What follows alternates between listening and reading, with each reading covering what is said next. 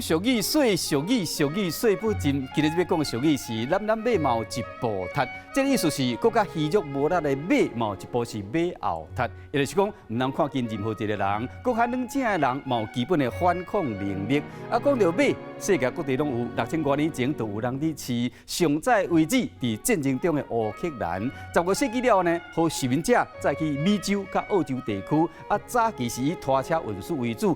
后来发展到有马术的比赛，啊，马有大细型，品种真济，无共款品种的马，伊体积大小甲外形差真济。大型的马体重会超过1吨，细型的较无200公斤。啊，一般的马真好教，平均的寿命有30岁到35岁。啊，马若掉价也是上价时，会用双脚后踢的方式来表现，就算真男的马，威力嘛真强。